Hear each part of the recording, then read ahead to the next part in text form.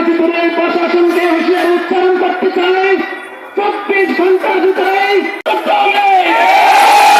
অন্যথায় তৌহিদি জনতা যদি খেপে ওঠে, এই দেশের প্রত্যেকটি জনগণ যদি খেপে ওঠে, নীরব নিবৃত্তে আর বসে থাকার সুযোগ পাবে না।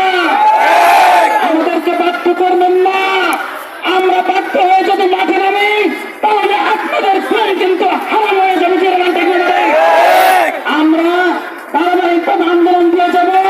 যদি সোজা আন্দোলনে দিয়ে না ওঠে, আন্দোলন আমরা পাকা করতে জানি জনগণ থেকে বলে এমন আন্দোলন করতে হবে।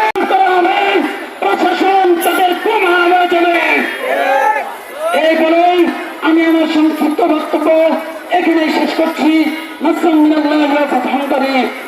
কাদের মাধ্যমে চাঁদাবাজি হয়, কাদের মাধ্যমে গাজীপুরে চাঁদা তোলা হয়, আমরা কম বেশ সবাই অবগত আছি।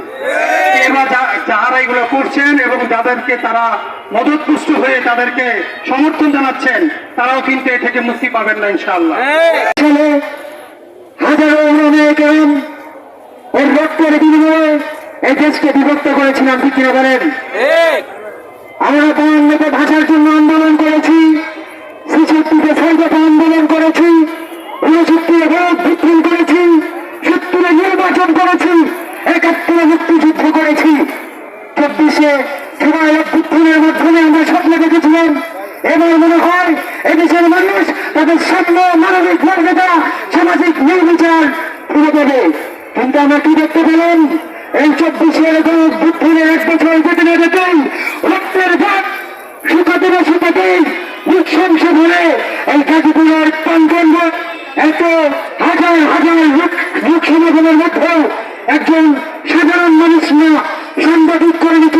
সংবাদ কর্মীকে নৃশংসভাবে হত্যা করা হয়। আমরা সমাবেশ থেকে এক তীব্র নিন্দা প্রতিবাদ জানাই।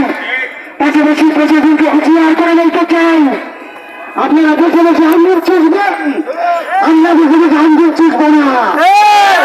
তারা ঘোষণা দিয়েছেন আগামী ২৪ ঘন্টার মধ্যে অপরাধীদের ধরে শাস্তির আওতায় আনা না হলে গাজীপুরে আমরা আন্দোলনের জামানত জমা দিব। এই আন্দোলনের জামানলে আপনারা পুরো সরকার হয়ে যাবেন ইনশাআল্লাহ।